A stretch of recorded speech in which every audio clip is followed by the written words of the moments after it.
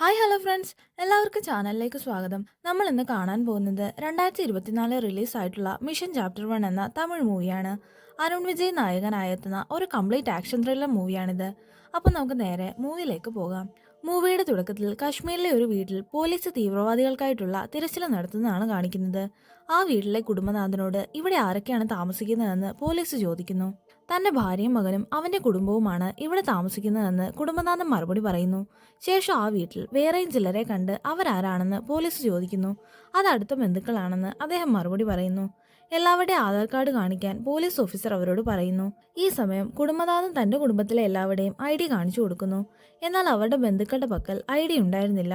നിങ്ങളുടെ ആധാർ എവിടെയെന്ന് പോലീസ് അവരോട് ചോദിക്കുമ്പോൾ കുടുംബനാഥന്റെ മകൻ അവിടേക്ക് വന്ന് ബന്ധുക്കളുടെ ഐഡിയും കാണിച്ചു കൊടുക്കുന്നു. ഇപ്പോഴെന്തിനാണ് ഇങ്ങനെ ഒരു അന്വേഷണം നടത്തുന്നതെന്ന് കുടുംബനാഥന്റെ മകൻ പോലീസിനോട് ചോദിക്കുന്നു. ചില പാകിസ്ഥാൻ തീവ്രവാദികൾ ഇന്ത്യയിൽ എത്തിയിട്ടുണ്ടെന്നും നിങ്ങളുടെ കൂടെ സഹകരണം ഉണ്ടെങ്കിലേ അവരെ കണ്ടുപിടിക്കാൻ സാധിക്കുമെന്നും പോലീസ് മറുപടി പറയുന്നു. ശേഷം പോലീസ് പുറത്തേക്ക് പോകാൻ ഇറങ്ങുമ്പോഴാണ് ചുമലിലുണ്ടായിരുന്ന ഫാമിലി ഫോട്ടോ അവരുടെ ശ്രദ്ധയിൽപ്പെടുന്നത്. അതിൽ കുടുംബനാഥന്റെ മകന്റെ സ്ഥാനത്ത് വേറൊരാളായിരുന്നു ഉണ്ടായിരുന്നത്. സംശയം തോന്നി പോലീസ് അവരുടെ നേരെ തോക്കു ചൂണ്ടുന്നു. ഈ ഫോട്ടോയിലുള്ള ആളെവിടെയെന്ന് പോലീസ് അവരോട് ചോദിക്കുന്നു. അവനെ കൊന്നുകളഞ്ഞെന്ന് കുടുംബനാഥന്റെ മകനെ പോലെ അഭിനയിച്ചയാൾ മറുപടി പറയുന്നു. എന്തിനാണ് അവനെ കൊന്നതെന്ന് പോലീസ് വീണ്ടും ചോദിക്കുമ്പോൾ മിഷൻ ദസറ എന്ന് ആ തീവ്രവാദി മറുപടി പറയുന്നു. 3 മാസം കൂടി കഴിഞ്ഞാൽ ഞങ്ങൾ ആരാണെന്ന് നിങ്ങൾക്ക് ശരിക്കും മനസ്സിലാകുമെന്നും അവൻ പോലീസിനോട് പറയുന്നു. അപ്പോഴാണ് 3 മാസം കഴിഞ്ഞാൽ ഇന്ത്യയിൽ G20 നടക്കുന്നുണ്ടെന്ന കാര്യം കൂട്ടത്തിൽ ഒരു പോലീസുകാരൻ മറ്റുള്ളവരോട് പറയുന്നത്. അന്ന് പല രാജ്യങ്ങളിൽ നിന്നുള്ള വിശിഷ്ട അതിഥികൾ ഇന്ത്യയിലേക്ക് വരുമെന്നും ഒരുപക്ഷെ അവരെ ഇല്ലാതാക്കാനുള്ള ശ്രമമായിരിക്കും മിഷൻ ദസറയെന്നും ആ പോലീസുകാരൻ പറയുന്നു. അതാണോ നിങ്ങളുടെ പ്ലാൻ എന്നും നീ ആരാണെന്നും പോലീസ് തീവ്രവാദിയോട് ചോദിക്കുന്നു. ഒമർ ഖദ്രി എന്ന് അവൻ മറുപടി പറയുമ്പോഴേക്കും പോലീസുകാരെ പേടിച്ച് 2 അടി പിന്നോട്ട് വയ്ക്കുന്നു. കാരണം പാകിസ്ഥാൻ തീവ്രവാദികളുടെ എല്ലാം നേതാവാണ് ഒമർ ഖദ്രി. നിമിഷ നേരം കൊണ്ട് തന്നെ മുഴുവൻ പോലീസുകാരെയും ഒമർ കൊലപ്പെടുത്തുന്നു. ശേഷം ആ കുടുംബത്തിലെ ബാക്കിയുള്ളവരെ കൂടി കൊന്നുകളഞ്ഞേക്കാൻ ഒമർ തന്റെ സഹായിയായ ബഷീറിനോട് പറയുന്നു. അതിനുശേഷം ഒമർ വീടിന്റെ ബേസ്മെന്റിലേക്ക് പോയി നമുക്ക് എത്രയും പെട്ടെന്ന് ഇവിടെ നിന്ന് മാറണമെന്ന് തന്റെ സഹായിയായ ജമാലിനോട് പറയുന്നു. അവിടെ നിന്ന് പോകുന്നതിന് മുമ്പ് ലണ്ടനിലുള്ള അസ്ലം, മസൂദ്, ജലീൽ എന്നിവരോടും ഒമർ ഇക്കാര്യം അറിയിക്കുന്നു. റോ ഏജൻസിക്ക് സംശയമുള്ളതുകൊണ്ട് നമുക്കിനി കോണ്ടാക്ട് ചെയ്യാൻ സാധിക്കില്ലെന്ന് അവൻ അവരോട് പറയുന്നു. മാത്രമല്ല ഈ പ്ലാൻ പ്രാവർത്തികമാവുന്നതുവരെ നിങ്ങൾ ലണ്ടനിൽ സേഫ് ആയിരിക്കണമെന്നും നിങ്ങൾക്ക് ഇന്ത്യയിലേക്ക് പോകാനുള്ള പാസ്പോർട്ടും വിസയും കൊണ്ട് ജമാൽ അവിടേക്ക് വരുമെന്നും ഒമർ അവരോട് പറയുന്നു. അതുപോലെ ഇനിയുള്ള 3 മാസത്തേക്ക് ഇന്ത്യയുടെ ഡിഫൻസ് ഏരിയ സ്പ്രെഡായി അണ്ടർ കവറായി ജോലി ചെയ്യാൻ ഒമർ തന്റെ സഹായി ബഷീറിനോടും പറയുന്നു. നെക്സ്റ്റ് സീനിൽ നമ്മുടെ മൂവിയിലെ നായകൻ ഗുണശേഖരനെയാണ് കാണിക്കുന്നത്. മകളുടെ പേരിലുണ്ടായിരുന്ന FD പിൻവലിക്കാനായി ഗുണ കോയമ്പത്തൂരിലെ ഒരു ബാങ്കിൽ ഇരിക്കുകയാണ്. 1 വർഷത്തിന് ശേഷം FD പിൻവലിച്ചാൽ കൂടുതൽ എമൗണ്ട് കിട്ടുമായിരുന്നെന്ന് ബാങ്ക് മാനേജർ അവനോട് പറയുന്നു. പക്ഷെ തനിക്കിപ്പോൾ പണത്തിന് ആവശ്യമുണ്ടെന്നും മകൾക്കൊരു സർജറി നടത്തേണ്ടതുണ്ടെന്നും ഗുണ മറുപടി പറയുന്നു. അങ്ങനെയെങ്കിൽ 2 ദിവസത്തിനുള്ളിൽ FD പിൻവലിച്ച് പണം അക്കൗണ്ടിലേക്ക് വരുമെന്ന് ബാങ്ക് മാനേജർ ഗുണയോട് പറയുന്നു. അവിടുന്ന് നേരെ ഗുണ ഒരു വണ്ടി വിൽപ്പനക്കാരന്റെ അടുത്തേക്കാണ് പോകുന്നത്. കാശിന് അത്യാവശ്യമുള്ളതുകൊണ്ട് 10 ലക്ഷം കിട്ടുമായിരുന്ന വണ്ടി വെറും 8 ലക്ഷം രൂപയ്ക്ക് അവന് കൊടുക്കേണ്ടി വരുന്നു. നെക്സ്റ്റ് സീനിൽ ഇന്ത്യയിലെ തന്നെ മികച്ച ന്യൂറോ സർജൻ ഗുണയുമായി സംസാരിക്കുന്നതാണ് കാണിക്കുന്നത്. ഗുണയുടെ മകൾ സനയ്ക്ക് തലയിൽ ഒരു ക്ലോട്ട് ഉണ്ടെന്നും അത് നീക്കം ചെയ്തില്ലെങ്കിൽ അവൾ മരണപ്പെടുമെന്നും ഡോക്ടർ അവനോട് പറയുന്നു. മാത്രമല്ല സർജറി വൈകിപ്പിക്കുന്ന ഓരോ നിമിഷവും സനയുടെ ചലനശേഷി നഷ്ടപ്പെടാനുള്ള സാധ്യതയും കൂടുതലാണ്. നിലവിലെ സാഹചര്യം വെച്ച് ലണ്ടനിലെ സെന്റ് പീറ്റേഴ്സ് ഹോസ്പിറ്റലിൽ വെച്ച് സർജറി നടത്തുന്നതായിരിക്കും നല്ലതെന്നും ഡോക്ടർ ഗുണയോട് പറയുന്നു. ന്യൂറോ സർജൻ പോയ ശേഷം സനയെ ട്രീറ്റ് ചെയ്യുന്ന ഡോക്ടർ ഗുണയോട് സംസാരിക്കുന്നു. ലണ്ടനിൽ വെച്ച് സർജറി ചെയ്യണമെങ്കിൽ ഏകദേശം 30 ലക്ഷം രൂപ ചെലവാകുമെന്ന് ഡോക്ടർ അവനെ അറിയിക്കുന്നു. മാത്രമല്ല പോകുന്നതിന് മുമ്പ് സനയെ ഹോസ്പിറ്റലിൽ നിന്ന് ഡിസ്ചാർജ് ചെയ്ത് അവളോടൊപ്പം കുറച്ച് സമയം ചെലവഴിക്കാനും ഡോക്ടർ അവനോട് പറയുന്നു. അതിനുശേഷം ഗുണ സനയുടെ അടുത്തേക്ക് പോകുന്നു. ഗുണയുടെ മുഖം വാടിയിരിക്കുന്നത് കണ്ട് എന്തു പറ്റിയെന്ന് സന അവനോട് ചോദിക്കുന്നു. അച്ഛന് നല്ല സുഖമില്ലെന്ന് ഗുണ മറുപടി പറയുന്നു. അങ്ങനെയെങ്കിൽ നമുക്ക് വീട്ടിലേക്ക് പോകാമെന്നും ഞാൻ അച്ഛനെ നോക്കിക്കോളാമെന്നും സന അവനോട് പറയുന്നു. പിന്നീട് 2 ദിവസത്തിന് ശേഷം ബാങ്ക് മാനേജർ ഗുണയെ കോൾ ചെയ്യുന്നതാണ് കാണിക്കുന്നത്. 30 ലക്ഷം രൂപ ഗുണയുടെ അക്കൗണ്ടിലേക്ക് ട്രാൻസ്ഫർ ചെയ്തിട്ടുണ്ടെന്നും ആ പണം ലണ്ടനിലേക്ക് അയക്കാൻ 10 ദിവസം എടുക്കുമെന്നും അയാൾ ഗുണയോട് പറയുന്നു. പക്ഷെ തങ്ങൾ നാളെ തന്നെ ലണ്ടനിലേക്ക് പോകുമെന്നും 3 ദിവസത്തിനുള്ളിൽ പണം അവിടേക്ക് ട്രാൻസ്ഫർ ചെയ്യാൻ സാധിക്കില്ലേ എന്നും ഗുണ മാനേജറിനോട് ചോദിക്കുന്നു. പണം ട്രാൻസ്ഫർ ചെയ്യാൻ മിനിമം 7 വർക്കിംഗ് ഡേയ്സ് എങ്കിലും എടുക്കുമെന്ന് അയാൾ മറുപടി പറയുന്നു. അതിനുശേഷം ഗുണ അവന്റെ കൂട്ടുകാരൻ അൻവറിന്റെ കൂടെ ഹവാല ഇടപാട് നടത്തുന്ന സേട്ടിനെ കാണാനായി പോകുന്നു. ബാങ്കിൽ നിന്നെടുത്ത 30 ലക്ഷം രൂപ അവൻ സേട്ടിന് കൊടുക്കുന്നു. അതിന് പകരം ഒരു 10 രൂപ നോട്ട് സേട്ട് അവർക്ക് നൽകുന്നു. ഒപ്പം ലണ്ടനിൽ ഹവാല ഇടപാട് നടത്തുന്ന നീരജിന്റെ നമ്പറും ഗുണയ്ക്ക് കൊടുക്കുന്നു. നീരജ് പറയുന്ന അഡ്രസ്സിലേക്ക് ആ 10 രൂപ നോട്ട് കൊണ്ടുകൊടുത്താൽ 30 ലക്ഷം ലണ്ടൻ മണി ലഭിക്കുമെന്നും സേട്ട് ഗുണയോട് പറയുന്നു. ഈ 10 രൂപ നോട്ട് ആര് കൊണ്ട് കൊടുത്താലും അവർക്ക് പണം ലഭിക്കുമെന്നും അതുകൊണ്ട് നോട്ട് മിസ്സാകാതെ സൂക്ഷിക്കണമെന്നും അയാൾ അവർക്ക് മുന്നറിയിപ്പ് നൽകുന്നു. നെക്സ്റ്റ് സീനിൽ ഒമർ ഖദ്രി ലണ്ടൻ കാർഗോ ടെർമിനലിൽ എത്തുന്നതും മറുഭാഗത്ത് ഗുണ സനയുമായി ലണ്ടനിൽ എത്തുന്നതും കാണിക്കുന്നു. കാറിൽ ഹോസ്പിറ്റലിലേക്ക് പോയിക്കൊണ്ടിരിക്കവേ ഗുണ നീരജിന്റെ നമ്പറിലേക്ക് വിളിക്കുന്നെങ്കിലും നീരജ് ഫോൺ എടുക്കുന്നില്ല. അപ്പോഴാണ് സന ബോധം കെട്ട് ഗുണയുടെ മടിയിലേക്ക് വീഴുന്നത്. ഉടൻ തന്നെ ഗുണ സനയും കൊണ്ട് സെന്റ് പീറ്റേഴ്സ് ഹോസ്പിറ്റലിലേക്ക് പോകുന്നു. കുഞ്ഞിനെ കയ്യിലെടുത്ത് അവൻ നേരെ റിസപ്ഷനിലേക്കാണ് പോകുന്നത്. ഗുണയുടെ ടെൻഷനും വെപ്രാളവും കണ്ട് അവിടെ ഉണ്ടായിരുന്ന മലയാളി നഴ്സ് നാൻസി അവനെ ഹെൽപ്പ് ചെയ്യുന്നു. കൃത്യസമയത്താണ് സനയെ ഹോസ്പിറ്റലിലേക്ക് കൊണ്ടുവന്നതെന്നും ഒരിക്കൽ മയങ്ങി വീണതുകൊണ്ട് 3 ദിവസത്തിനുള്ളിൽ സർജറി നടത്തണമെന്നും ഡോക്ടർ ഗുണയോട് പറയുന്നു. പക്ഷെ അതിനു മുമ്പ് സനയുടെ മെഡിക്കൽ ടെസ്റ്റുകളെല്ലാം ഒന്നുകൂടി നടത്തണമെന്നും ഡോക്ടർ ഗുണയോട് പറയുന്നു. ടെസ്റ്റിനുള്ള ബില്ലടയ്ക്കാൻ പോകുമ്പോഴാണ് നീരജ് ഗുണയെ തിരിച്ചു കോൾ ചെയ്യുന്നത്. താൻ ഗുണയാണെന്നും മുംബൈയിലെ സേട്ട് പറഞ്ഞുവിട്ട ആളാണെന്നും ഗുണ സ്വയം പരിചയപ്പെടുത്തുന്നു. 10 രൂപ നോട്ട് കൈവശം ഉണ്ടോ എന്ന് നീരജ് ഗുണയോട് ചോദിക്കുന്നു. അതൊക്കെ ഭദ്രമായി കയ്യിലുണ്ടെന്ന് അവൻ മറുപടി പറയുന്നു. 2 ദിവസം കഴിഞ്ഞ് താൻ വന്ന് പണം വാങ്ങിക്കോളാമെന്നും ഗുണ നീരജിനോട് പറയുന്നു. 10 രൂപയും കൊണ്ട് എപ്പോൾ വന്നാലും പണം തരാമെന്ന് നീരജ് മറുപടി പറയുന്നു. നെക്സ്റ്റ് സീനിൽ നാൻസി സനയോട് സംസാരിക്കുന്നതാണ് കാണിക്കുന്നത്.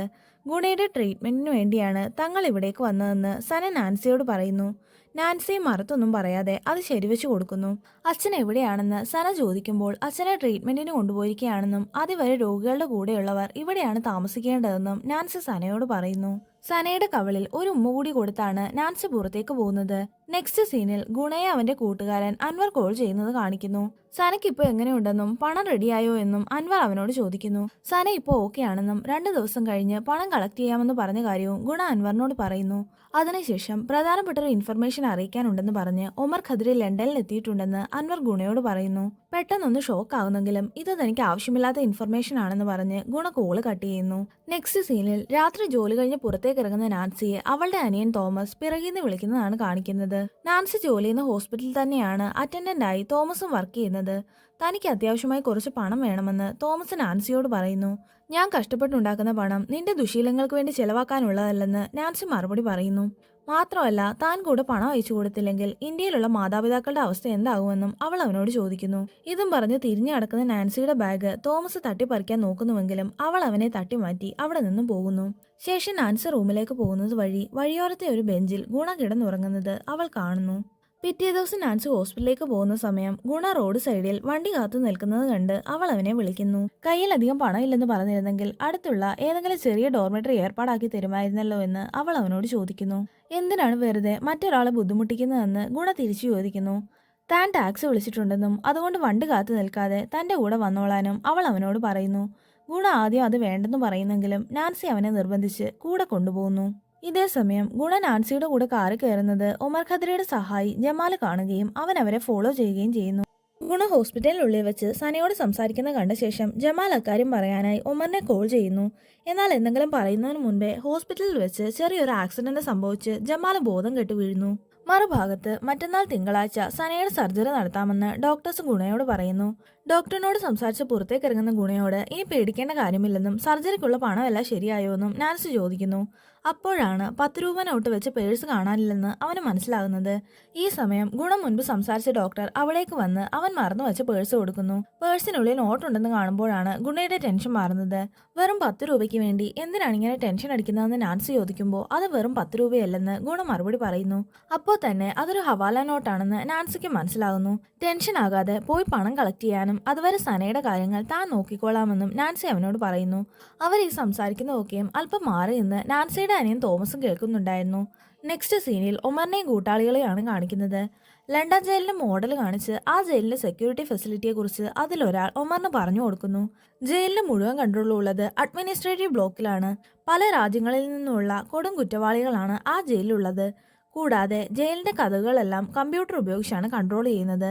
ജയിലിന്റെ സൂപ്പർവൈസിംഗ് ഓഫീസറിന്റെ പേര് നീൽ എന്നാണെന്നും ജയിലറിന്റെ പേര് സാന്ദ്ര എന്നാണെന്നും അയാൾ ഒമറിന് പറഞ്ഞു കൊടുക്കുന്നു. എല്ലാം കേട്ട ശേഷം ജോൺ എവിടെയാണെന്ന് ഒമർ അയാളോട് ചോദിക്കുന്നു. ജോൺ മിഷനിലാണെന്നും നമ്മുടെ ഒരാള് അവനെ ഹെൽപ്പ് ചെയ്യാൻ അവിടെയുണ്ടെന്നും അയാൾ മറുപടി പറയുന്നു. നെക്സ്റ്റ് സീനിൽ ജോണിനെയാണ് കാണിക്കുന്നത്. ജയിലിൽ നിന്നും വേസ്റ്റ് കളക്ട് ചെയ്ത് അതുമായി പുറത്തേക്ക് പോവുകയായിരുന്ന ജോണിനെ ഒരു പോലീസ് ഓഫീസർ തടഞ്ഞു നിർത്തുന്നു. വേസ്റ്റ് കവറിന്റെ പുറത്ത് ചുവപ്പ് നിറത്തിലെ മണ്ണ് പറ്റിയിരിക്കുന്നത് കണ്ട് അത് ഓപ്പൺ ചെയ്യാൻ ഓഫീസർ അവനോട് പറയുന്നു. എന്നാൽ കൃത്യസമയത്ത് തന്നെ നീൽ അവിടേക്ക് വന്ന് കവർ താൻ ചെക്ക് ചെയ്തോളാമെന്ന് പറഞ്ഞ് ആ ഓഫീസറിനെ പറഞ്ഞു വിടുന്നു. ഓഫീസർ പോയ ശേഷം നീൽ ജോണിനോട് പുറത്തേക്ക് പൊക്കോളാൻ ആംഗ്യം കാണിക്കുന്നു. നെക്സ്റ്റ് സീനിൽ ഗുണ ഹവാല പണം കളക്ട് ചെയ്യാനായി പുറത്തേക്ക് പോകുന്നതാണ് കാണിക്കുന്നത്. പണം കളക്ട് ചെയ്യാൻ ചെല്ലേണ്ട അഡ്രസ്സ് തിരക്കി ഗുണ വഴിയിലൂടെ നടക്കുമ്പോഴാണ് തോമസ് അവന്റെ അടുത്തേക്ക് വരുന്നത്. ഗുണയ്ക്ക് എവിടേക്കാണ് പോകേണ്ടതെന്ന് തോമസ് അവനോട് ചോദിക്കുന്നു. ഉടൻ തന്നെ ഗുണ തന്റെ കയ്യിലുള്ള അഡ്രസ്സ് അവന് കാണിച്ചു കൊടുക്കുന്നു. ഈ അഡ്രസ്സ് താൻ പോകുന്ന സ്ഥലത്തിനടുത്താണെന്നും അവിടേക്ക് കൊണ്ടുപോകാമെന്നും പറഞ്ഞ് തോമസ് ഗുണയും കൊണ്ട് ഒരു ബസ്സിൽ കയറുന്നു. ബസ് കുറച്ച് മുന്നോട്ട് പോയതും തോമസ് ആർക്കോ ഫോണിൽ നിന്ന് മെസ്സേജ് അയക്കുന്നു. ബസ് അടുത്ത സ്റ്റോപ്പിൽ നിർത്തിയതും കുറെ ഗുണ്ടകൾ അവിടെ നിന്ന് ബസ്സിനുള്ളിലേക്ക് കയറുന്നു. അവർ ബസ്സിലുള്ള ഓരോരുത്തരോടും പണം ആവശ്യപ്പെടുമ്പോൾ തോമസ് അവർക്ക് കണ്ണുകൊണ്ട് ഗുണയെ കാണിച്ചു കൊടുക്കുന്നു. ഗുണയോട് അവർ പണം ആവശ്യപ്പെടുമ്പോൾ 10 രൂപ ഒഴിച്ച് ബാക്കി കയ്യിലുണ്ടായിരുന്നതൊക്കെയും അവൻ അവർക്ക് കൊടുക്കുന്നു. ഈ സമയം തോമസ് പുറകിൽ നിന്ന് സാറിന് എന്തിനാ 10 രൂപ, അതുകൂടി അവർക്ക് കൊടുത്തേക്കെന്ന് വിളിച്ചു പറയുന്നു. അപ്പോഴാണ് ഇത് അവരുടെ ഒത്തുകളിയാണെന്ന് ഗുണയ്ക്ക് മനസ്സിലാകുന്നത്. ശേഷം ആ നോട്ടിന് വേണ്ടി ഗുണയും ഗുണ്ടകളുമായി തല്ലുണ്ടാക്കുന്നു. വഴക്കിനിടയിൽ ഗുണയുടെ താഴെ പോയ ഫോണ് തോമസ് എടുത്ത് പോക്കറ്റിലിടുന്നു. ഗുണ്ടകളുടെ കയ്യിൽ നിന്നും 10 രൂപ നോട്ട് തിരിച്ചെടുക്കാനായി ഗുണ ശ്രമിക്കുമ്പോഴാണ് പോലീസ് അവിടേക്ക് വരുന്നത്. നോട്ട് തിരിച്ചെടുക്കാനുള്ള ശ്രമത്തിനിടെ പിടിച്ചു മാറ്റാൻ വരുന്ന പോലീസിനെയും ഗുണ ആക്രമിക്കുന്നു. ഒടുവിൽ ഗുണ്ടകളിൽ നിന്നും ഗുണ നോട്ട് തിരിച്ചെടുക്കുമ്പോഴേക്കും പോലീസ് അവനെ അറസ്റ്റ് ചെയ്യുന്നു. താൻ നിരപരാധിയാണെന്ന് പറഞ്ഞിട്ടും പോലീസിനെ തല്ലിയ കുറ്റത്തിന് അവർ ഗുണയെ കൊണ്ടുപോകുന്നു. തുടർന്നുള്ള 2 ദിവസങ്ങൾ അവധിയായതുകൊണ്ട് അതുവരെ ഗുണയെ ജയിലിൽ പാർപ്പിക്കാനും തിങ്കളാഴ്ച കോടതിയിൽ ഹാജരാക്കാനും ജഡ്ജി ഉത്തരവിടുന്നു. ജയിൽ പുള്ളിയുടെ സാധനങ്ങൾ വാങ്ങിവെക്കുന്ന കൂട്ടത്തിൽ ഗുണയുടെ നോട്ട് വെച്ചിരിക്കുന്ന പേഴ്സും പോലീസുകാർ വാങ്ങിവെക്കുന്നു. എന്നാൽ പോകുന്ന വഴി തന്റെ പേഴ്സ് എവിടെയാണ് സൂക്ഷിച്ചിരിക്കുന്നതെന്ന് ഗുണ കാണുന്നു. നെക്സ്റ്റ് സീനിൽ ഹോസ്പിറ്റലിലാണ് കാണിക്കുന്നത്. ഗുണയെ കാണാതെ വിഷമിച്ചിരിക്കുന്ന സനയെ നാൻസി ആശ്വസിപ്പിക്കുന്നു. ഗുണ ട്രീറ്റ്മെന്റിന് പോയിരിക്കുകയാണെന്നും ഉടൻ തന്നെ മടങ്ങി വരുമെന്നും അവൾ സനയോട് പറയുന്നു. ശേഷം പുറത്തേക്കിറങ്ങി നാൻസി ഗുണയെ കോൾ ചെയ്യുന്നു. നാൻസിയുടെ പിന്നാലെ തന്നെ ഉണ്ടായിരുന്ന തോമസ് ഗുണയുടെ ഫോണിലേക്ക് വന്ന ആ കോൾ കട്ട് ചെയ്യുന്നു. ശേഷം നാൻസി കാണാതെ തിരിഞ്ഞു പോകാൻ ഒരുങ്ങുന്ന തോമസിനെ നാൻസി പിറകിന്ന് വിളിക്കുന്നു. ഗുണയെ വിളിച്ചിട്ട് കിട്ടുന്നില്ലെന്നും അവനെ കണ്ടിരുന്നോ എന്നും അവൾ തോമസിനോട് ചോദിക്കുന്നു. പുതിയ സിറ്റിയല്ലേ, അവിടെ എവിടെയെങ്കിലും ഉണ്ടാവുമെന്നും തിരിച്ചു വന്നോളുമെന്നും തോമസ് മറുപടി പറയുന്നു. നെക്സ്റ്റ് സീനിൽ ജയിലർ സാന്ദ്ര ഗുണയെ ക്വസ്റ്റ്യൻ ചെയ്യുന്നതാണ് കാണിക്കുന്നത്. പോലീസിനെ തല്ലാൻ നീ ഗുണ്ടയോ തീവ്രവാദിയോ ആണോ എന്ന് സാന്ദ്ര ഗുണയോട് ചോദിക്കുന്നു. മകളുടെ സർജറിക്ക് വേണ്ടിയാണ് താൻ ലണ്ടനിലേക്ക് വന്നതെന്നും തിങ്കളാഴ്ച അവളുടെ സർജറിയാണെന്നും ഗുണ മറുപടി പറയുന്നു. അതുകൊണ്ട് തനിക്ക് എത്രയും പെട്ടെന്ന് ഹോസ്പിറ്റലിലേക്ക് പോകണമെന്നും തിരിച്ചു വന്ന ശേഷം തന്റെ നിരപരാധിത്വം തെളിയിക്കാമെന്നും ഗുണ സാന്ദ്രയോട് പറയുന്നു. പക്ഷെ സാന്ദ്ര അതൊന്നും വിശ്വസിക്കാൻ കൂട്ടാക്കുന്നില്ല.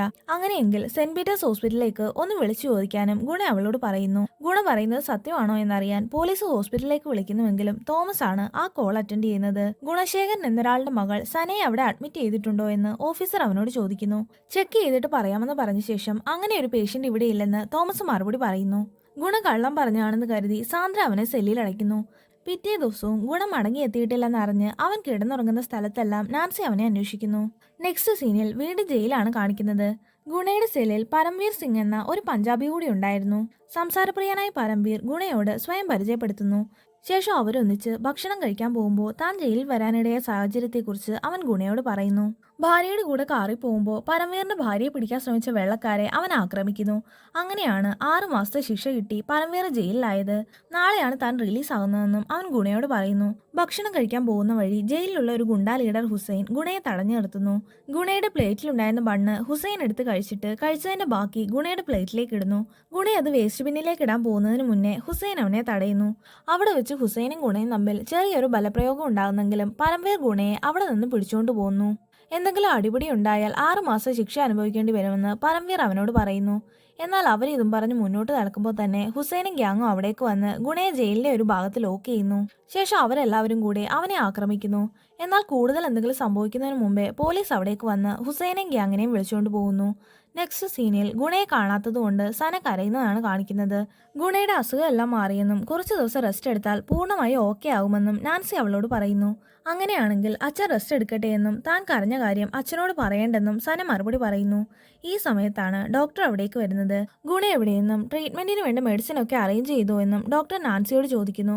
ഗുണ സർജറിയുടെ ക്യാഷ് അറേഞ്ച് ചെയ്യാൻ പോയിരിക്കുകയാണെന്നും അത്യാവശ്യം വേണ്ട മെഡിസിൻ വാങ്ങാനുള്ള പണം തന്നെ ഏൽപ്പിച്ചിട്ടുണ്ടെന്നും അവൾ മറുപടി പറയുന്നു. നെക്സ്റ്റ് സീനിൽ ഗുണ തന്റെ കഥകളെല്ലാം പരംവീറിനോട് പറയുന്നതാണ് കാണിക്കുന്നത്. പോലീസിനെ അടിച്ച കുറ്റമായതുകൊണ്ട് വക്കീൽ വിചാരിച്ചാൽ പോലും ഉടനെ പുറത്തിറങ്ങാൻ കഴിയില്ലെന്നും മിനിമം 1 വർഷം ശിക്ഷ കിട്ടുമെന്നും പരംവീർ ഗുണയോട് പറയുന്നു. താൻ നാളെ റിലീസാകുമെന്നും എങ്ങനെയെങ്കിലും കുറച്ച് പണം സംഘടിപ്പിച്ച് സർജറി നടത്താമെന്നും ഒപ്പം ഗുണയെ പുറത്തിറക്കാൻ ശ്രമിക്കാമെന്നും പരംവീർ അവനോട് പറയുന്നു. പക്ഷെ സർജറിക്ക് 30 ലക്ഷം രൂപ വേണമെന്നറിയുന്നതോടെ അവൻ നിസ്സഹായനാകുന്നു. അങ്ങനെയെങ്കിൽ തനിക്കൊരു ഹെൽപ്പ് ചെയ്യാമോ എന്ന് ഗുണ അവനോട് ചോദിക്കുന്നു. ജയിലറിനോട് ചോദിച്ച് എങ്ങനെയെങ്കിലും 10 രൂപ നോട്ട് വാങ്ങിത്തരാമെന്നും അത് കൊടുത്ത് 30 ലക്ഷം രൂപ വാങ്ങി ഹോസ്പിറ്റലിൽ കൊടുക്കാമോ എന്നും ഗുണ അവനോട് ചോദിക്കുന്നു. പരംവീർ അതിന് സമ്മതം പറയുന്നു. നെക്സ്റ്റ് സീനിൽ സാന്ദ്രയുടെ ഓഫീസ് റൂമാണ് കാണിക്കുന്നത്. ഡ്യൂട്ടി കഴിഞ്ഞ് അവൾ വീട്ടിലേക്ക് പോകാനൊരുങ്ങുമ്പോഴാണ് നീൽ അവിടേക്ക് വരുന്നത്. മുട്ടുകുത്തി നിന്ന് നീൽ അവളെ പ്രപ്പോസ് ചെയ്യുന്നു. അവൾ താല്പര്യമില്ലെന്ന് പറഞ്ഞിട്ടും നീൽ അവളെ കൺവിൻസ് ചെയ്യാനായി ശ്രമിക്കുന്നു. കൃത്യം ഈ സമയത്താണ് ഗുണ പോലീസിനെ വെട്ടിച്ച് സാന്ദ്രയെ കാണാനായി വരുന്നത്. ഗുണയെ സംസാരിക്കാൻ അനുവദിക്കാതെ നീലും മറ്റൊരു ഓഫീസറും ചേർന്ന് അവനെ അവിടെ നിന്നും പുറത്താക്കി മറ്റൊരു സെല്ലിൽ അടയ്ക്കുന്നു. നെക്സ്റ്റ് സീനിൽ ഡോക്ടർമാർ നാൻസിയോട് സംസാരിക്കുന്നതാണ് കാണിക്കുന്നത്. ഗുണ സർജറിക്കുള്ള പണം ശരിയാക്കാൻ പോയിരിക്കുകയാണെന്നും കൃത്യസമയത്ത് തന്നെ മടങ്ങി വരുമെന്നും നാൻസി അവരോട് പറയുന്നു. പക്ഷേ പണത്തേക്കാൾ ഉപരി കൺസേൺ ലെറ്ററിൽ ഗുണയുടെ സിഗ്നേച്ചർ ആവശ്യമാണെന്നും അതുകൊണ്ട് സർജറി തൽക്കാലം മാറ്റിവെക്കുകയാണെന്നും ഡോക്ടർ അവളോട് പറയുന്നു. നെക്സ്റ്റ് സീനിൽ ജയിലിനടുത്തുള്ള ഒരു പ്രദേശത്ത് ഒമറും കൂട്ടാളികളും വരുന്നതാണ് കാണിക്കുന്നത്. കാര്യങ്ങളൊക്കെ ഓക്കെ ആണോ എന്ന് ഒമർ തന്റെ കൂട്ടാളികളോട് ചോദിക്കുന്നു. 5 മിനിറ്റിന് ശേഷം നമുക്ക് തുടങ്ങാമെന്ന് അവർ മറുപടി പറയുന്നു. ശേഷം ഒമർ തന്റെ ഫോൺ എടുത്ത് എല്ലാം ശരിയായോ എന്ന് നീലിന് മെസ്സേജ് അയക്കുന്നു. അവൻ അതേന്ന് റിപ്ലൈയും കൊടുക്കുന്നു. ശേഷം മുന്നോട്ട് നടക്കുമ്പോഴാണ് സാന്ദ്ര ക്യാബിനിൽ തന്നെ ഉണ്ടെന്ന് നീലിന് മനസ്സിലാകുന്നത്. എന്താണ് ഇതുവരെയും വീട്ടിൽ പോകാത്തതെന്ന് അവൻ അവളോട് ചോദിക്കുന്നു. കുറച്ചു നേരമായി ചില ഇമെയിലുകൾ സെൻഡ് ചെയ്യാൻ ശ്രമിക്കുകയാണെന്നും എന്നാൽ നെറ്റ്വർക്ക് ഇഷ്യൂ ഉള്ളതുകൊണ്ട് ഒന്നും സെൻഡ് ആകുന്നില്ലെന്നും സാന്ദ്ര പറയുന്നു. വെറുതെ അതോർത്ത് ടെൻഷൻ അടിക്കാതെ സാന്ദ്ര വീട്ടിൽ പൊക്കോളാനും ഇമെയിൽ താൻ സെൻഡ് ചെയ്തോളാമെന്നും നീൽ അവളോട് പറയുന്നു. അങ്ങനെ കാര്യങ്ങൾ നീലിനെ ഏൽപ്പിച്ച് സാന്ദ്ര പോകാൻ ഇറങ്ങുമ്പോഴാണ് ഫോണിൽ നെറ്റ്വർക്ക് കിട്ടുന്നില്ലെന്ന് 2 സെക്യൂരിറ്റി ഓഫീസേഴ്സ് പറയുന്ന കാര്യം സാന്ദ്ര കേൾക്കുന്നത്. ഈ സമയം സാന്ദ്ര അവളുടെ മൊബൈൽ പരിശോധിക്കുമ്പോൾ അതിൽ നെറ്റ്വർക്ക് ഇല്ലെന്ന് കാണിക്കുന്നു. സംശയം തോന്നി സാന്ദ്ര ഉടൻ തന്നെ അഡ്മിനിസ്ട്രേറ്റീവ് ബ്ലോക്കിലേക്ക് പോകുന്നു. അപ്പോഴാണ് അവിടെയുള്ള മുഴുവൻ കമ്പ്യൂട്ടർ സിസ്റ്റവും ഹാക്ക് ആയിരിക്കുകയാണെന്ന് അവൾക്ക് മനസ്സിലാകുന്നത്. ഹെഡ്ക്വാർട്ടേഴ്സിലേക്ക് കോൺടാക്ട് ചെയ്യാൻ ശ്രമിക്കുന്നെങ്കിലും അവർക്കതിന് സാധിക്കുന്നില്ല. ഇവിടെ എന്താണ് നടക്കുന്നതെന്ന് സാന്ദ്ര നീലിനോട് ചോദിക്കുന്നു.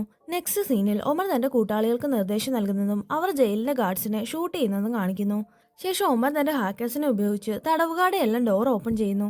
എന്താണ് സംഭവിക്കുന്നതെന്നറിയാതെ അവർ ഓരോരുത്തരും സെല്ലിന് പുറത്തേക്ക് ഇറങ്ങുന്നു. അതിനുശേഷം ഒമർ തന്റെ മൈക്ക് ജയിലിലെ സ്പീക്കറുമായി കണക്ട് ചെയ്യുന്നു. ഇപ്പോൾ മുതൽ ഈ ജയിലിന്റെ ഇൻചാർജ് ഞാനാണെന്നും നിങ്ങൾക്ക് സ്വാതന്ത്ര്യത്തോടെ പുറത്തേക്ക് പോകാമെന്നും ഒമർ സ്പീക്കറിലൂടെ പറയുന്നു. ഇത് കേട്ടതും തടവുകാർ ജയിലിന് പുറത്തേക്ക് പോകുന്നു. തടയാൻ ശ്രമിക്കുന്ന പോലീസുകാരെ അവർ ആക്രമിക്കുന്നു.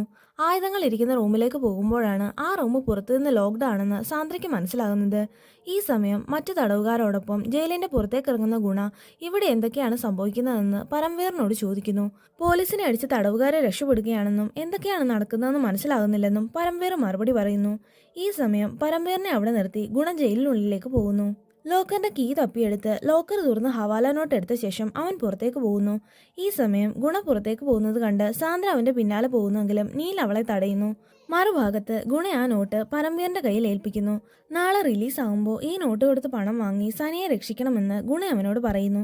പക്ഷെ ഇന്ന് ആരെങ്കിലും ജയിലിൽ ചാടിയ എൻക്വയറി റിപ്പോർട്ട് തയ്യാറാക്കുന്നത് വരെ ഇവിടെ നിന്ന് ആരെയും റിലീസ് ചെയ്യില്ലെന്ന് പരംവീർ മറുപടി പറയുന്നു. ഇത് കേട്ട ഉടനെ ഗുണ ഗേറ്റ് ചാടാൻ ശ്രമിക്കുന്ന തടവുകാർക്കരികിലേക്ക് പോകുന്നു. അപ്പോഴാണ് സ്പീക്കറിലൂടെ ഒമറിന്റെ ശബ്ദം ഗുണ കേൾക്കുന്നത്. ജയിലിന്റെ വലിയ മതിലിന് മുകളിലുള്ള ഇലക്ട്രിക് കമ്പികൾ നിർജ്ജീവമാണെന്നും അതുകൊണ്ട് ധൈര്യമായി പുറത്തിയാടാനും ഒമർ സ്പീക്കറിലൂടെ പറയുന്നു. ഇത് കേട്ടതും ഒമർ ഖദരി ലണ്ടനിലുണ്ടെന്ന് അൻവർ പറഞ്ഞ കാര്യം ഗുണയ്ക്ക് ഓർമ്മ വരുന്നു. എന്തോ തീരുമാനിച്ചുറപ്പിച്ചതുപോലെ ഗുണ മതിൽ ചാടാൻ നോക്കുന്ന തടവുകാരുടെ അടുത്തേക്ക് ഓടിപ്പോകുന്നു. ശേഷം ഒരു ഏണി പോലെ ആളുകളുടെ പുറത്ത് കയറി രക്ഷപ്പെടാൻ ശ്രമിക്കുന്നവരെ വലിച്ച് താഴെയിടുന്നു. താഴെ വീണവർ വീണ്ടും മതിൽ ചാടാൻ ശ്രമിക്കുമ്പോഴേക്കും ഗുണ മെയിൻ്റനൻസ് റൂമിലേക്ക് പോയി പവർ ഓൺ ചെയ്യുന്നു. അങ്ങനെ മതിലിന് മുകളിലെ കമ്പിയിലൂടെ വീണ്ടും കറണ്ട് പാസ് ചെയ്യുകയും അതിൽ തൊട്ടവരെല്ലാം തെറിച്ച് താഴെ വീഴുകയും ചെയ്യുന്നു. ഗുണയുടെ ഈ പ്രവൃത്തികളൊക്കെയും അകത്തിരുന്ന് തന്നെ സാന്ദ്രയും കാണുന്നുണ്ടായിരുന്നു. ശേഷം ഗുണ സാന്ദ്രയുടെ അടുത്ത് ചെന്ന് ജയിലിന്റെ ബ്ലൂ പ്രിന്റ് എവിടെയാണെന്ന് ചോദിക്കുന്നു. ഈ സമയം ഗുണയെ തടയാനായി അവിടേക്ക് വരുന്ന നീലിനെ അവൻ ചവിട്ടി ദൂരേക്ക് എറിയുന്നു. ഇതൊക്കെ കണ്ട് നീ എന്താണ് ഇവിടെ ചെയ്യുന്നതെന്ന് സാന്ദ്ര ഗുണയോട് ചോദിക്കുന്നു. പക്ഷെ അതിന് മറുപടി പറയാതെ ഗുണ വീണ്ടും സാന്ദ്രയോട് ബ്ലൂ പ്രിന്റ് എവിടെയെന്ന് ചോദിക്കുന്നു. തന്റെ പക്കൽ ഇല്ലെന്ന് അവൾ പറയുന്നത് കേട്ട് നീ ജയിലർ അല്ലേ, അപ്പോൾ ഉറപ്പായിട്ട് നിന്റെ ക്യാബിനിൽ ഉണ്ടാവണമല്ലോ എന്ന് ഗുണ തിരിച്ചു ചോദിക്കുന്നു. ശേഷം സാന്ദ്രയുടെ ടേബിളിന് താഴെ ഉണ്ടായിരുന്ന ബ്ലൂ പ്രിന്റ് ഗുണ കണ്ടെത്തുന്നു. ജയിലിലുള്ള 287 തടവുകാരിൽ 3 പേര് മിസ്സിംഗ് ആണെന്നും ജയിലിൽ കലാപം ഉണ്ടാക്കി പോലീസിനെ ശ്രദ്ധ തിരിച്ച് ആ 3 പേരെ രക്ഷപ്പെടുത്താനുള്ള പ്ലാനാണിതെന്നും ഗുണ സാന്ദ്രയോട് പറയുന്നു. മാത്രമല്ല ജയിലിന്റെ ബ്ലൂ പ്രിന്റ് ഉപയോഗിച്ച് പുതിയ സീവേജ് സിസ്റ്റത്തിലൂടെയാണ് അവർ രക്ഷപ്പെടാൻ സാധ്യതയെന്നും ഗുണ അവളോട് പറയുന്നു. ഇതൊക്കെ ഗുണ എങ്ങനെയാണ് മനസ്സിലാക്കിയതെന്ന് സാന്ദ്ര അവനോട് ചോദിക്കുന്നു. നേരത്തെ ഭക്ഷണം കഴിക്കാനായി പോയപ്പോൾ തടവുകാരി 3 പേരുടെ ഷൂസിനടിയിൽ മാത്രം ചുവപ്പ് നിറമുള്ള മണ്ണ് പറ്റിയിരിക്കുന്നത് ഗുണ ശ്രദ്ധിച്ചിരുന്നു. സീവേജ് സിസ്റ്റത്തിലൂടെ രക്ഷപ്പെടാൻ മണ്ണ് തോണ്ടിയപ്പോഴാണ് അവരുടെ ഷൂസിൽ റെഡ് കളർ മണ്ണ് പറ്റിയത്. സീവേജ് കളക്ട് ചെയ്ത ആളുടെ സഹായത്തോടെ ആവണം അവരത് ചെയ്തത്. അതുകൊണ്ട് എത്രയും പെട്ടെന്ന് ആ 3 പേരെയും പിടികൂടണമെന്ന് ഗുണ അവളോട് പറയുന്നു. മറുഭാഗത്ത് പുതിയ സീവേജ് പൈപ്പിലൂടെ ആ 3 കുറ്റവാളികളെ രക്ഷപ്പെടാൻ ശ്രമിക്കുന്നത് കാണിക്കുന്നു. ഈ സമയം ഗുണ സീവേജ് സിസ്റ്റത്തിലേക്ക് പോയി വാട്ടർ സപ്ലൈ ചെയ്യുന്ന പൈപ്പ് അതിലേക്ക് തുറന്നു വിടുന്നു. അങ്ങനെ സീവേജ് പൈപ്പ് വെള്ളം നിറയുകയും ശ്വാസം മുട്ടി വെള്ളത്തിൽ നിന്ന് രക്ഷപ്പെടാൻ ശ്രമിക്കുന്ന 3 കുറ്റവാളികളെയും ഗുണ പിടികൂടുകയും ചെയ്യുന്നു. ഈ സമയം ആ 3 കുറ്റവാളികളും പുറത്തേക്ക് വരുന്നത് നോക്കിയിരുന്ന ഒമർ ആകെ നിരാശനാകുന്നു. അവിടെ എന്താണ് സംഭവിക്കുന്നതെന്നറിയാൻ ജയിലിനുള്ള ക്യാമറയുടെ ആക്സസും തനിക്ക് വേണമെന്ന് ഒമർ കൂട്ടാളികളോട് പറയുന്നു. മറുഭാഗത്ത് ആ 3 കുറ്റവാളികളെയും ഗുണ കെട്ടിയിട്ടിരിക്കുന്നത് കണ്ട് നീൽ ദേഷ്യത്തോടെ അവിടേക്ക് വരുന്നു. നീൽ ഗുണയുടെ നേരെ പോകുന്നത് കണ്ട് സാന്ദ്ര അവനെ തടയുന്നു. ഈ 3 കുറ്റവാളികളും RDX എക്സ്പ്ലോഷനിൽ എക്സ്പേർട്സ് ആണെന്ന് അവൾ അവനോട് പറയുന്നു. അസ്ലം, മസൂദ്, ജലീൽ എന്ന ഈ 3 തീവ്രവാദികളെയാണ് മൂവിയുടെ തുടക്കത്തിൽ ഒമർ കോൾ ചെയ്ത് ഇന്ത്യയിൽ ബ്ലാസ്റ്റ് നടത്താൻ ഏർപ്പാടാക്കുന്നത്. ഈ തീവ്രവാദികൾ ജയിൽ ചാടാതെ പിടിച്ചുകൊണ്ട് വന്നത് ഗുണയാണെന്നും സാന്ദ്ര നീലിനോട് പറയുന്നു. അവിടെ നടക്കുന്നതൊക്കെയും ഒമർ തന്റെ ക്യാമറയിലൂടെ പകയോടെ നോക്കി നിൽക്കുന്നു. അതിനുശേഷം ഒമർ വീഡിയോയിലൂടെ അവരുമായി സംസാരിക്കുന്നു.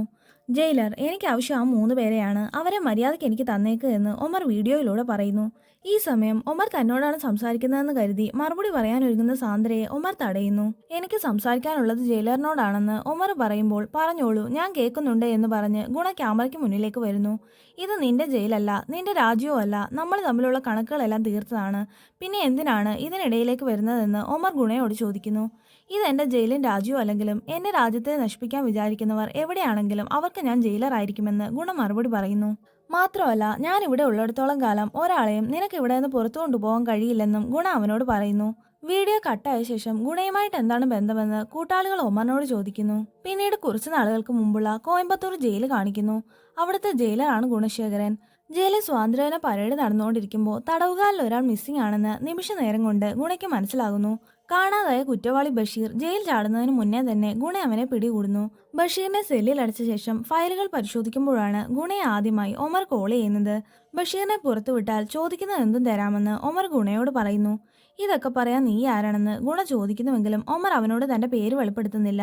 ബഷീറിനെ വിട്ടുതരില്ലെന്ന് പറഞ്ഞാണ് ഗുണ ആ കോള് കട്ട് ചെയ്യുന്നത്. ഗുണ ബഷീറിന്റെ കേസ് ഫയൽ പരിശോധിക്കുന്നു. വെറും ഒരു സൈബർ കേസ് കുടുങ്ങി ജയിലിൽ വന്ന ബഷീറിന് വേണ്ടി ഒരാൾ പണം തരാമെന്ന് പറഞ്ഞിട്ടുണ്ടെങ്കിൽ അതിന് പിന്നിൽ മറ്റെന്തെങ്കിലും കാരണം ഉണ്ടാകുമെന്ന് ഗുണയ്ക്ക് മനസ്സിലാകുന്നു. ഇക്കാര്യം മേലുദ്യോഗസ്ഥരെ അറിയിച്ച ശേഷം ബഷീറിനെ NIA ടെസ്റ്റിന് വിധേയനാക്കാൻ ഗുണ തീരുമാനിക്കുന്നു. അന്ന് രാത്രി വീട്ടിലേക്ക് പോകുന്ന വഴിയും ഒമർ ഗുണയെ കോൾ ചെയ്യുന്നു. ബഷീറിനെ ടെസ്റ്റിന് വിധേയനാക്കിയാൽ ഉണ്ടാകുന്ന ഭവിഷ്യത്തിനെ കുറിച്ച് ഒമർ പറഞ്ഞു മുഴുവിപ്പിക്കുന്നതിന് മുന്നേ തന്നെ ഗുണ കോള് കട്ട് ചെയ്യുന്നു. നെക്സ്റ്റ് സീനിൽ ബഷീറിനെ NIA ടെസ്റ്റിന് വിധേയനാക്കുന്നത് കാണിക്കുന്നു. താൻ ഒരു തീവ്രവാദി സംഘടനയിലെ അംഗമാണെന്നും അതിന്റെ തലവൻ ഒമർ ഖദ്രിയാണ് ഗുണയുടെ ഫോണിലേക്ക് വിളിച്ചതെന്നും ബഷീർ പോലീസിനോട് പറയുന്നു. പാകിസ്ഥാൻ തീവ്രവാദികൾക്ക് കോയമ്പത്തൂരിൽ എന്താണ് കാര്യമെന്ന് പോലീസ് അവനോട് ചോദിക്കുന്നു. ഇന്ത്യയിൽ G20 നടക്കുമ്പോൾ ബോംബ് ബ്ലാസ്റ്റിംഗ് പ്ലാൻ ചെയ്ത കാര്യവും ബഷീർ മറുപടിയായി പറയുന്നു.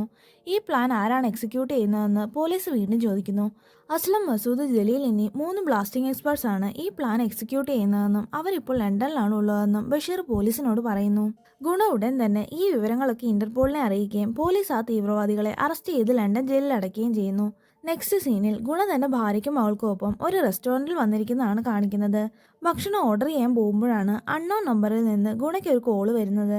ഫുഡ് ഓർഡർ ചെയ്യാൻ ഭാര്യയോട് പറഞ്ഞ് ഗുണ അവിടെ നിന്ന് അല്പം മാറി എന്ന് സംസാരിക്കുന്നു. ആ കോൾ ചെയ്തത് ഒമർ ഖദ്രി ആയിരുന്നു. 4 പേരെ അറസ്റ്റ് ചെയ്തുകൊണ്ട് മാത്രം ഈ മിഷൻ നിന്നു പോയില്ലെന്ന് ഒമർ ഗുണയോട് പറയുന്നു. മാത്രമല്ല, താൻ പറഞ്ഞതനുസരിച്ചില്ലെങ്കിൽ എന്താണ് സംഭവിക്കുന്നതെന്ന് മനസ്സിലാക്കിക്കോളാൻ ഒമർ ഗുണയോട് പറയുന്നു. ഇത് കേട്ടതും ഗുണ വേഗം ഭാര്യയുടെ മകളുടെ അരികിലേക്ക് പോകുന്നു. എന്നാൽ അവൻ എത്തും മുമ്പേ അവിടെ ഒരു ബ്ലാസ്റ്റ് ഉണ്ടാകുന്നു. അതിൽ ഗുണയുടെ ഭാര്യ മരണപ്പെടുകയും സനയ്ക്ക് കാര്യമായി പരിക്കേൽക്കുകയും ചെയ്യുന്നു. അതിനുശേഷമാണ് സനയുടെ തലച്ചോറ് ക്ലോട്ട് ഉണ്ടെന്നും സർജറി ചെയ്യണമെന്നും ഡോക്ടർമാർ ഗുണയോട് പറയുന്നത്.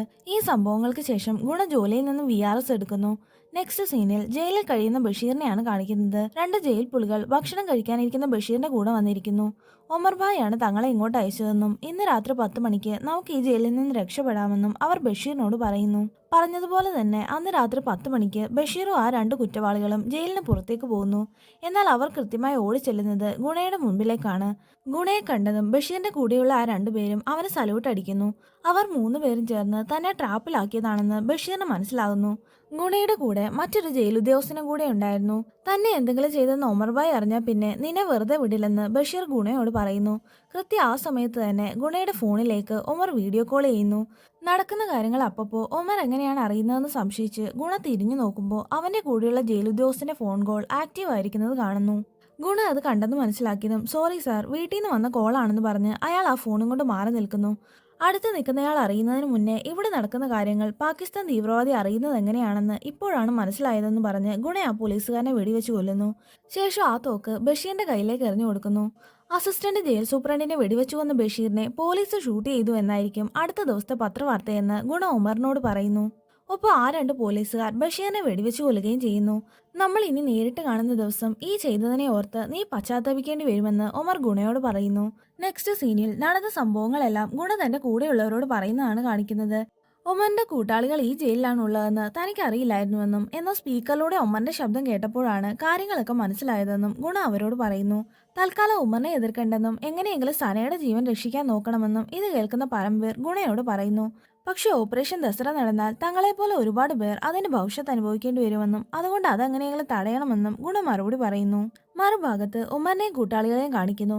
വെളുപ്പിന് 4 മണിക്ക് കൺട്രോൾ ചോപ്പർ ഇവിടേക്ക് വരുമെന്നും ആ 4 മണിക്കൂറിനുള്ളിൽ അസ്ലം മസൂദ് ജലീലിനെ രക്ഷപ്പെടുത്തണമെന്നും ഒമറിന്റെ കൂട്ടാളി അവനോട് പറയുന്നു. നെക്സ്റ്റ് സീനിൽ സെന്റ് പീറ്റേഴ്സ് ഹോസ്പിറ്റലാണ് കാണിക്കുന്നത്.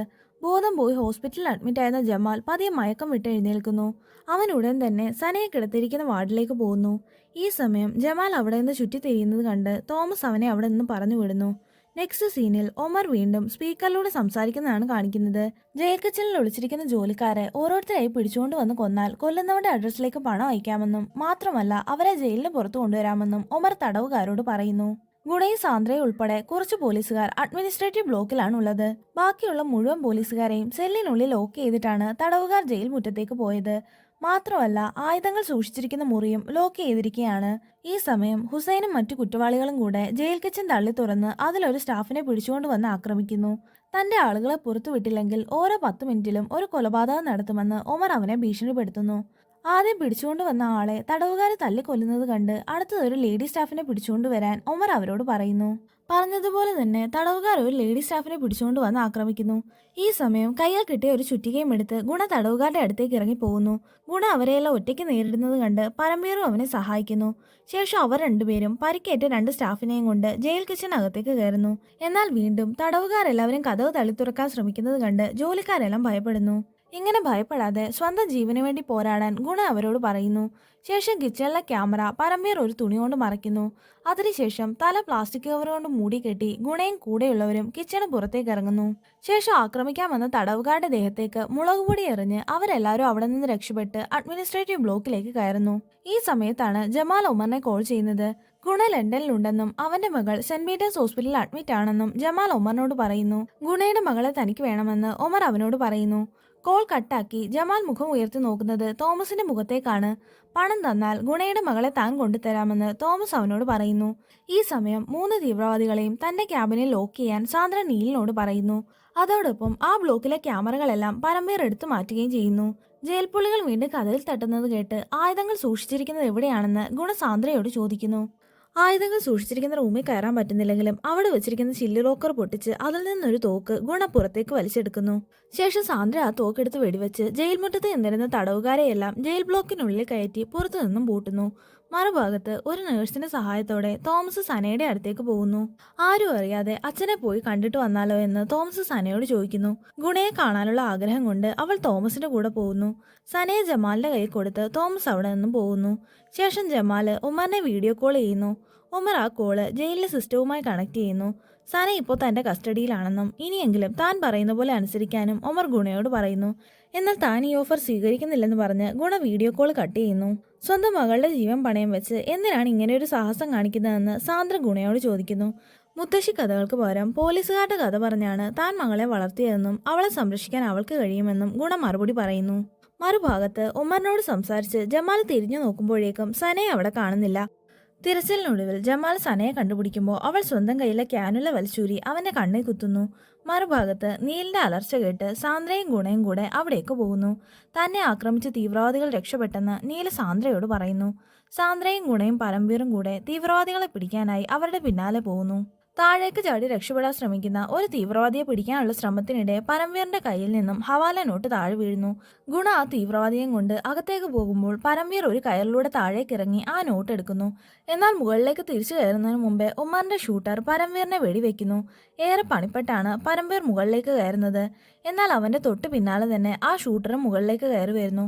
ഷൂട്ടറിന്റെ കയ്യിൽ നിന്ന് രക്ഷപ്പെടാനായി പരംവീർ അകത്തേക്ക് ഓടുമ്പോഴാണ് നീൽ അവിടേക്ക് വരുന്നത്.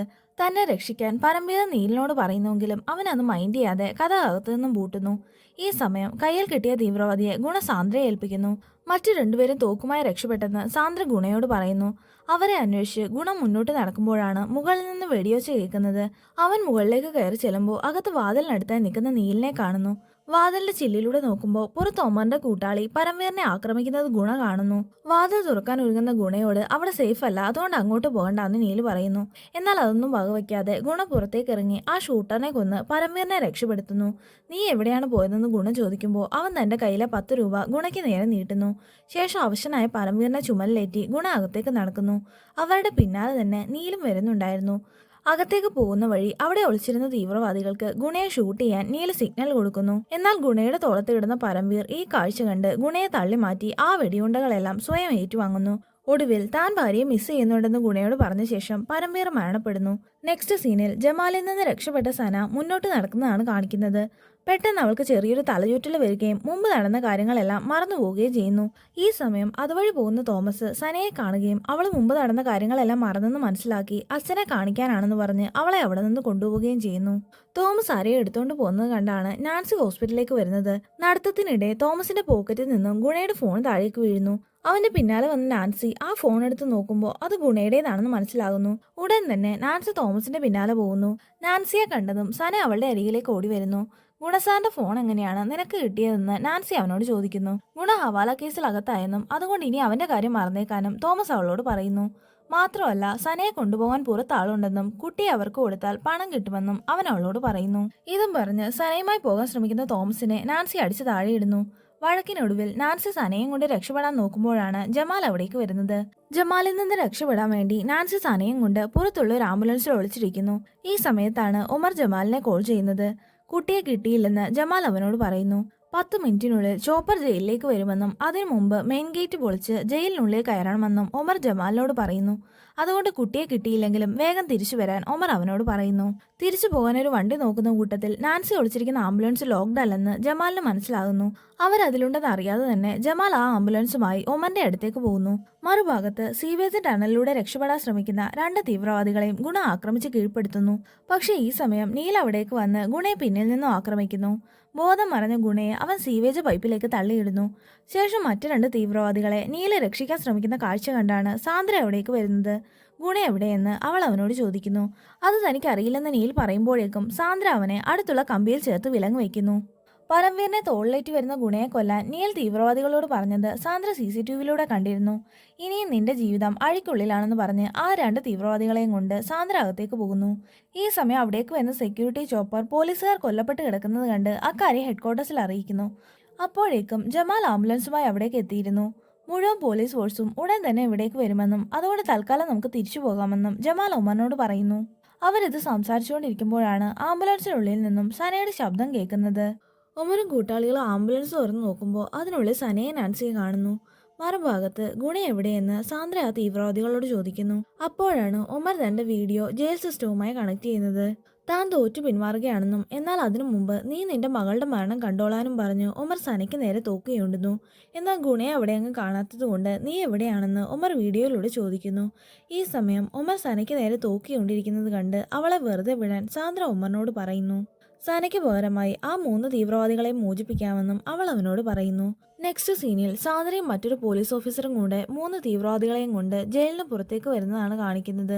ഈ സമയം ഒമറും കൂട്ടാളികളും സനയും കൊണ്ട് അവിടേക്ക് വരുന്നു.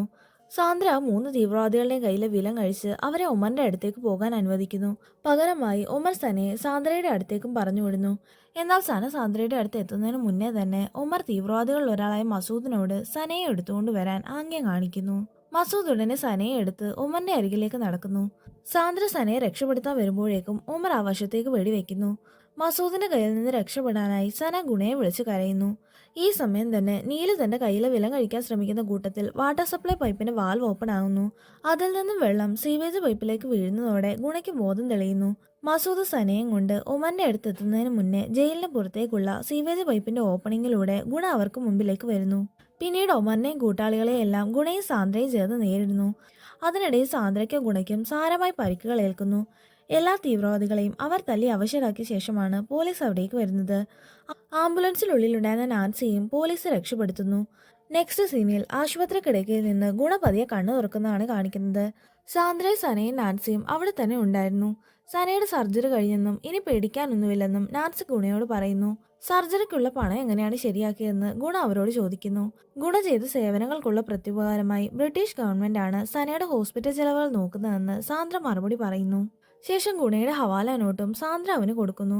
എന്നാൽ ആ നോട്ട് പരംവീറിന്റെ ഭാര്യയെ ഏൽപ്പിച്ചാൽ മതിയെന്ന് ഗുണ സാന്ദ്രയോട് പറയുന്നു. ശേഷം ഗുണ സനയെ ചേർത്ത് പിടിച്ചിരിക്കുന്നത് കാണിച്ചുകൊണ്ട് മൂവി അവസാനിക്കുന്നു. അപ്പോൾ ഫ്രണ്ട്സ്, എല്ലാവർക്കും വീഡിയോ ഇഷ്ടപ്പെട്ടെന്ന് കരുതുന്നു. ഇഷ്ടപ്പെട്ടെങ്കിൽ തീർച്ചയായിട്ടും ലൈക്ക് ചെയ്യുക, ഷെയർ ചെയ്യുക, സബ്സ്ക്രൈബ് ചെയ്യുക. മറ്റൊരു വീഡിയോയുമായി ഉടൻ തന്നെ കാണാം.